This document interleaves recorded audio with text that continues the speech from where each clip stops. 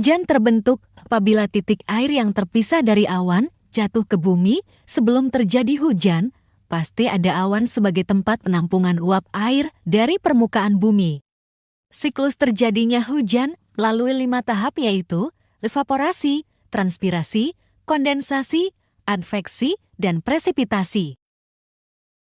Fenomena alam ini bisa menyebabkan banjir jika mencakup curah hujan yang tinggi. Hal ini bisa menyebabkan beberapa daerah pemukiman penduduk menjadi terendam air. Tahukah kalian? 1. Mengapa PLN segera memutuskan aliran listrik yang menuju ke arah transformator atau trafo yang terendam air banjir? 2.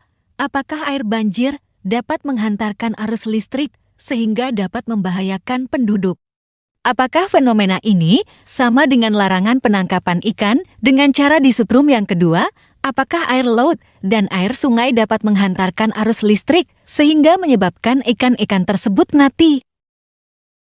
Semua itu akan dibahas dalam materi ini, yaitu tentang larutan elektrolit dan non-elektrolit. Berdasarkan daya hantarnya, larutan dapat dibagi dua, yaitu larutan elektrolit dan non-elektrolit.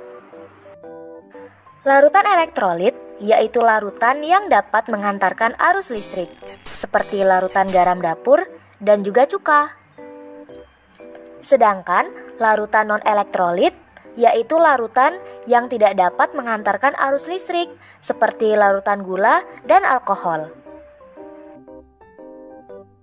Penyebab larutan elektrolit dapat menghantarkan arus listrik yaitu jika zat terlarut dilarutkan dalam air, molekul-molekulnya akan terurai menjadi kation dan anion yang bergerak bebas.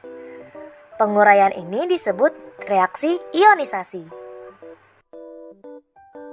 Jika zat terlarut tidak terurai menjadi ion-ion, jadi hanya larut sebagai molekul-molekul netral, maka larutan tersebut tidak dapat menghantarkan arus listrik sehingga disebut larutan non-elektrolit.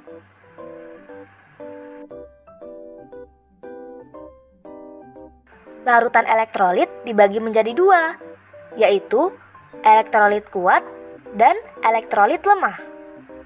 Larutan elektrolit kuat adalah larutan yang zat terlarutnya terionisasi dengan sempurna.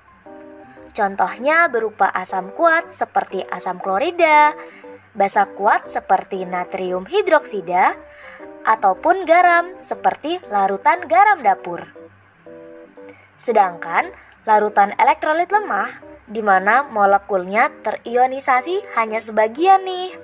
Contohnya berupa asam lemah seperti larutan cuka dan basa lemah seperti larutan amonia.